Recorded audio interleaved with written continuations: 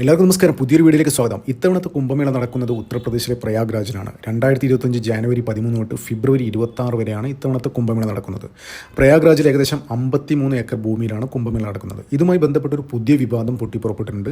All India Muslim ജമാഅത്ത് president Maulana Shahabuddin Rizvi എന്ന് പറഞ്ഞ സുഡാപ്പി പറയാണ് ഈ കുംഭമേള നടക്കുന്ന 53 ഏക്കർ ഭൂമി വഖഫിൻ്റേതാണെന്ന്.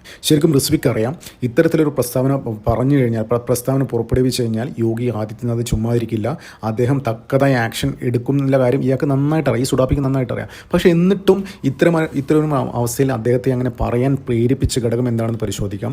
മെയിനായിട്ട് രണ്ട് കാരണങ്ങളാണ്. മെയിനായിട്ട് ഒരുപാട് ഫാക്ടേഴ്സ് ഉണ്ട്, പക്ഷേ രണ്ട് കാരണങ്ങളാണ് അദ്ദേഹത്തെ പ്രകോപിപ്പിച്ചത്, അതായത് ഇത്തരത്തിലൊരു പ്രസ്താവന നടത്താൻ പ്രേരിപ്പിച്ച ഘടകം അതാണ്. അതിന് ഏറ്റവും പ്രധാനപ്പെട്ട കാര്യം എന്ന് വെച്ച് കഴിഞ്ഞാൽ, ഈ കുംഭമേള നടക്കുമ്പോൾ ഏകദേശം ഉത്തർപ്രദേശ് ഗവൺമെൻറ് എക്സ്പെക്ട് ചെയ്യുന്നത് 1.5 ലക്ഷം കോടി റവന്യൂ ആണ്.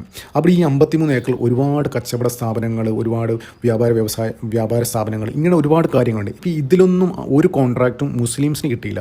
അതായത് അവർ ഉത്തർപ്രദേശ് സർക്കാർ പറയുന്നത് എന്താണെന്ന് വെച്ച് കഴിഞ്ഞാൽ, ഈ മുസ്ലിംസിന് ഒരു ഹോട്ടലോ അങ്ങനെയൊന്നും കൊടുത്തു കഴിഞ്ഞാൽ അവർ ഹലാലി ഹിലാൽ എന്നൊക്കെ പറഞ്ഞിട്ട് ഓരോ ഹലാൽ ഹറാം അങ്ങനെയുള്ള കാര്യങ്ങളൊക്കെ കൊണ്ടുവരും, മതപരമായ കാര്യങ്ങൾ ഇതിലേക്ക് കൂട്ടിച്ചേർക്കും. നമുക്കറിയാം കുംഭമേള എന്ന് പറയുന്നൊരു ഹിന്ദു സമൂഹത്തിൻ്റെ ഏറ്റവും പരമപ്രധാനമായ ഒരു സംഭവമാണ് അവിടെ നടക്കാൻ പോകുന്നത്. നമ്മുടെ ഒരു സനാതനധർമ്മത്തിൻ്റെ എല്ലാ കാര്യങ്ങളും വിളിച്ചോതുന്ന നമ്മുടെ സംസ്കാരത്തിൻ്റെ ഒരു കൂടിച്ചേരൽ കൂടിയാണ് ഈ കുംഭമേള എന്ന് പറയുന്നത്.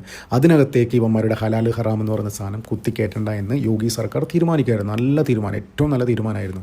അപ്പോൾ അത് ശരിക്കും ഇവർക്ക് കൊണ്ടുപോയി ഏകദേശം ഒന്ന് നോക്കിക്കുക, ഏകദേശം 1.5 ലക്ഷം കോടി റവന്യൂ ആണ് ഇതിന്ന് എക്സ്പെക്ട് ചെയ്യുന്നത്. അപ്പോൾ നല്ലൊരു ശതമാനം ഇത് അവർക്ക് കൊണ്ടുപോകാമായിരുന്നു. പരമ്പരാഗതമായി മുസ്ലിംസാണ് ഇവിടുത്തെ വ്യാപാരങ്ങൾ കൈകാര്യം ചെയ്യുന്നത്. അപ്പോൾ അവരിന്ന് പൂർണ്ണമായും അതിൽ നിന്നും അവരെ പൂർണ്ണമായും അങ്ങ് മാറ്റി നിർത്തി. നല്ലൊരു തീരുമാനം, യോഗി സർക്കാർ കൈക്കൊണ്ട് ഏറ്റവും നല്ല തീരുമാനം. അത് ഇവർ ഭയങ്കരമായിട്ട് പ്രകോപിപ്പിച്ചു. അതാണ് ഏറ്റവും പ്രധാനപ്പെട്ട കാര്യം. ഈ റിസ്വി സുഡാപ്പിക്ക് അറിയാം, യോഗിയോട് കളിച്ചാൽ പണി പാണെന്ന് ഈ സുഡാപ്പിക്ക് നന്നായിട്ട് അറിയാം. എന്നിട്ടും അദ്ദേഹത്തെ പറയാൻ പ്രേരിപ്പിച്ച ഏറ്റവും പ്രധാനപ്പെട്ട ഒരു ഘടകം ഇതാണ്. പിന്നെ രണ്ടാമത്തെ ഒരു ഘടകം എന്ന് വെച്ച് കഴിഞ്ഞാൽ, ഉത്തർപ്രദേശിൽ കഴിഞ്ഞ ഒരു വർഷമായിട്ട് കണ്ടുവരുന്നൊരു ട്രെൻഡ് ഉണ്ട്. മുസ്ലിംസൊക്കെ കൂട്ടത്തോടെ അവരുടെ മുസ്ലിം പേര് മാറ്റിയിട്ട് ഹിന്ദു പേര് എന്ന് വെച്ച് കഴിഞ്ഞാൽ അവരുടെ പൂർവികരുടെ പേര്.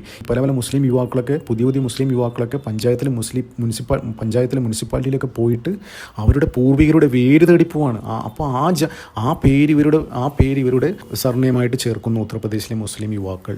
അപ്പോൾ പിന്നെ അത് മാത്രമല്ല, കുറേ മുസ്ലിം ഫാമിലി തന്നെ ഈ കുംഭമേളയോട് അനുബന്ധിച്ച് മതം മാറാൻ തയ്യാറായിരിക്കുകയാണ്. ശരിക്കും ഒരു കാര്യം പറയാം, നമ്മുടെ കേരളത്തിലെ മുസ്ലിംസിൻ്റെ ഒരു അവസ്ഥയില്ല ഉത്തർപ്രദേശിൽ. ഇവരെ ശരിക്കും ഇവിടുത്തെ രാഷ്ട്രീയ പാർട്ടികൾ ഉപയോഗിച്ച് ചണ്ടിയാക്കി വെച്ചിരിക്കുകയാണ്. അതായത് ഇവർ ആർക്കും വേണ്ടത് ഒരു ഡിക്കാച്ചിറക്കാക്കിയിരിക്കുകയാണ് ഇവിടുത്തെ പാർട്ടികൾ. അപ്പോൾ അതുകൊണ്ടാണ് 90% മുസ്ലിങ്ങളുള്ള ഒരു ഏരിയയിൽ പോലും BJP അത്രക്കും ഭൂരിപക്ഷത്തോടു കൂടി ചില ആൾക്കാർ ജയിച്ചു വരുന്നത്. എന്തുകൊണ്ട് ഇവർക്ക് ആൾക്കാർക്ക് മടുത്തു. അതായത് അവർക്കിപ്പോൾ ഒരു ബാധ്യതയും മാറി. അതായത് തങ്ങൾ മുസ്ലിം ആണെന്ന് പറയാൻ പോലും ഒരു ബാധ്യതയും മാറി. അവിടുത്തെ രാഷ്ട്രീയ പാർട്ടികൾ അങ്ങനത്തെ ഒരു അവസ്ഥ ഉണ്ടാക്കിയെടുത്തു. അപ്പോൾ അവർക്ക് അതിൽ നിന്ന് മോചനം വേണം. അപ്പോൾ പല ആൾക്കാരും പുതിയ എസ്പെഷ്യലി പുതിയ യുവാക്കളൊക്കെ അതിനെതിരെ പരസ്യമായി രംഗത്ത് വരുന്നൊരവസ്ഥയാണ്. അപ്പോൾ ഇതൊക്കെ കണ്ട് ആകെ അന്തം വിട്ടിരിക്കുകയാണ് ഇവിടുത്തെ ഈ ഓൾ ഇന്ത്യ മുസ്ലിം ജമാഅത്ത് പ്രസിഡന്റ് ഈ റിസ്വി സുഡാപ്പി. അപ്പോൾ ഈ 2 ഫാക്ടേഴ്സാണ് ഇദ്ദേഹത്തെ ഇങ്ങനെ പറയാൻ പ്രേരിപ്പിച്ചത്. അതുമാത്രമല്ല, യോഗിക്കൊരു വാണിംഗ് കൊടുത്തിരിക്കുകയാണ്. അതായത് ഇൻഡയറക്റ്റായിട്ടൊരു വാണിംഗ് കൊടുത്തിരിക്കുകയാണ്. അതായത് നിങ്ങൾ മുസ്ലിംസ് കാണിച്ച ഒരു സഹിഷ്ണുത, അതായത് ഞങ്ങൾ നിങ്ങൾക്ക് കുംഭമേള നടത്താൻ ഞങ്ങളുടെ ഭൂമി 53 ഏക്കർ ഭൂമി ദാനം തന്നിരിക്കുകയാണ്. അപ്പോൾ നിങ്ങളും നമ്മൾ കാണിക്കുന്ന ആ ഒരു കരുണ നമ്മളോട് കാണിക്കണം എന്നാണ് പറഞ്ഞത്. അതായത് മുസ്ലിങ്ങൾ ഹിന്ദുക്കളോട് കരുണ കാണിച്ചു, അതായത് കുംഭമേള നടത്താൻ 53 ഏക്കർ ഭൂമി തന്നു.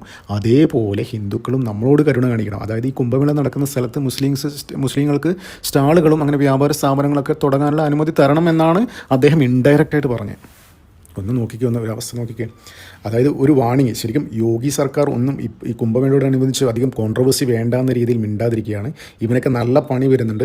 ഇത് കുംഭമേളൊക്കെ ഒന്ന് കഴിഞ്ഞോട്ടെ. ഇവനൊക്കെ എടുത്ത് ഇവൻ്റെ സകലമാന പരിപാടികളും കഴിഞ്ഞ ഒരു വീഡിയോ ഞാൻ പറഞ്ഞിട്ടുണ്ടായിരുന്നു. ഉത്തർപ്രദേശിലുണ്ടല്ലോ യോഗി സർക്കാർ എല്ലാ ഡിസ്ട്രിക്റ്റിലും ഈ വഖഫിൻ്റെ പേരിലുള്ള ഭൂമി അളന്ന് തിട്ടപ്പെടുത്താൻ ഉത്തരവിട്ടിട്ടുണ്ട്. അപ്പോൾ അത് വരുമ്പോൾ ഏകദേശം ഫെബ്രുവരി മാർച്ച് മാസത്തിലാണ് ഇതിൻ്റെ ബാക്കിയുള്ള പരിപാടികളൊക്കെ നടക്കുന്നത്. അപ്പോൾ ഇവന്മാർക്കൊക്കെ നല്ല പണി, 1.5 പണി യോഗി കൊടുത്തിരിക്കുന്ന കാര്യത്തിൽ ഒരു തർക്കവും വേണ്ട. ഈ കുംഭമേളയിലുണ്ടല്ലോ, ശരിക്കും യോഗി സർക്കാർ എക്സ്പെക്ട് ചെയ്യുന്നത് 1.5 ലക്ഷം കോടി റവന്യൂ ആണ്. പിന്നെ അത് മാത്രമല്ല, ഒരു 50,000 പേർക്ക് ഡയറക്റ്റായിട്ടും ഇൻഡയറക്റ്റായിട്ടും ജോലി കിട്ടുകയാണ്. ടൂറിസം, ട്രാൻസ്പോർട്ട്, വ്യവസായം, ഈ വഴിയോര കച്ചവടം, അങ്ങനെയെല്ലാം ട്രാൻസ്പോർട്ടേഷൻ, ഹോട്ടൽ, ഇതെല്ലാം ഈ ഡയറക്റ്റായിട്ടും ഇൻഡയറക്റ്റായിട്ടും 50,000 പേർക്കാണ് തൊഴിൽ കിട്ടുന്നത്. പിന്നെ വിദേശത്തു നിന്നൊക്കെ ഏകദേശം 4-5 കോടി ആൾക്കാർ വിദേശത്തു നിന്ന് വരുന്നുണ്ട് ഇവിടെ. 1 ലക്ഷം കോടിയാണ് ഉത്തർപ്രദേശ് സർക്കാർ ഈ കുംഭമേളയിൽ നിന്ന് എക്സ്പെക്ട് ചെയ്യുന്ന റവന്യൂ. ശരിക്കും കേരളത്തിൽ ഇങ്ങനെ നോക്കുകയാണെങ്കിൽ കേരളത്തിൽ ഒരു കുംഭമേള നടത്തിക്കൂടെ പിണറായി വിജയന്? അപ്പോൾ പിണറായി വിജയൻ്റെ സകലമാന പ്രശ്നങ്ങളും തീരില്ലേ? അതായത് ഇവിടുത്തെ കടങ്ങൾ, സാലറി കൊടുക്കാനുള്ളത്, എല്ലാ പ്രശ്നങ്ങളും തീരും. പിണറായി വിജയൻ്റെ ലൈഫ് ടൈം സെറ്റിൽമെൻ്റ് ആയിരിക്കും ഇവിടെ ഒരു കുംഭമേള നടത്തി കഴിഞ്ഞാൽ. ശരിക്കും ഞാൻ പിണറായി വിജയനോട്, എൻ്റെ വ്യക്തിപരമായിട്ട് ഞാൻ പിണറായി വിജയനോട് പറയുകയാണ്, കേരളത്തിലൊരു കുംഭമേള നടത്തണം, ഒരു അർദ്ധ കുംഭമേളയെങ്കിലും നടത്തണം. എന്നിട്ട് ഇത്തരം റവന്യൂ ജനറേറ്റ് ചെയ്യണം. എന്നിട്ട് ഇവിടുത്തെ സകലമാന പ്രശ്നങ്ങൾ തീർക്കണം. അതാണ് എൻ്റെ ഒരു വ്യക്തിപരമായ അഭിപ്രായം. എന്തിനാലും ഈ വഖഫ്, ഈ ഓൾ ഇന്ത്യ മുസ്ലിം ജമാഅത്ത് പ്രസിഡന്റ് റിസ്വി സുഡാപ്പിയുടെ ഭീഷണി യോഗി ആദിത്യനാഥ് ഇപ്പം അത് പരിഗണിക്കില്ല. എന്താണെന്ന് വെച്ചാൽ ഇപ്പം അദ്ദേഹം ഫുള്ള് കോൺസെൻട്രേറ്റഡ് ആണ്. അദ്ദേഹത്തിൻ്റെ ഫുൾ കോൺസെൻട്രേഷൻ ഈ കുംഭമേള സക്സസ്ഫുള്ളായിട്ട് നടത്താൻ വേണ്ടിയിട്ടാണ്.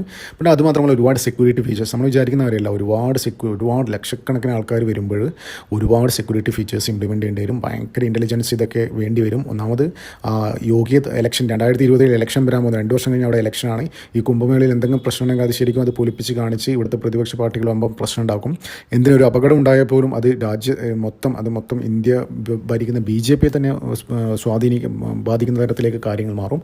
അപ്പോൾ അത്രയും ടൈറ്റൻ സെക്യൂരിറ്റിയിലും അത്രയും ഇൻ്റലിജൻസും എല്ലാം റോയും എല്ലാ നമ്മുടെ സെക്യൂരിറ്റി സംഭവങ്ങളൊക്കെ ഇവിടെ കോൺസെൻട്രേറ്റ് ചെയ്തിരിക്കുകയാണ്. അപ്പോൾ യോഗി ഇത് കഴിഞ്ഞിട്ട്, അതായത് ഫെബ്രുവരി 26 ശേഷം ഇവനെ പരിഗണിക്കും. ഈ ഓൾ ഇന്ത്യ മുസ്ലിം ജമാഅത്ത് പ്രസിഡന്റ് മൗലാന ഷഹാബുദ്ദീൻ റിസ്വി എന്ന സുഡാപ്പിയുടെ കാര്യം പരിഗണിക്കും. അതായത് അവൻ പറഞ്ഞതിനുള്ള പണി യോഗി ആദിത്യനാഥ് എന്തായാലും കൊടുത്തിരിക്കും. എന്തായാലും കുംഭമേള വൻ വിജയമാകട്ടെ. ആദ്യം പറഞ്ഞ മാതിരി UP സർക്കാർ 1.5 ലക്ഷം കോടിയാണ് എക്സ്പെക്ട് ചെയ്യുന്നത്. അത് എന്താ പറയുക, ഉത്തർപ്രദേശിൻ്റെ ടൂറിസത്തെ തന്നെ മാറ്റിമറിക്കുന്ന നിലയിലേക്കാണ് കാര്യങ്ങൾ പോകുന്നത്. എന്തായാലും നമുക്ക് കാത്തിരിക്കാം. നന്ദി, നമസ്കാരം. മറ്റൊരു വീഡിയോ കാണാം.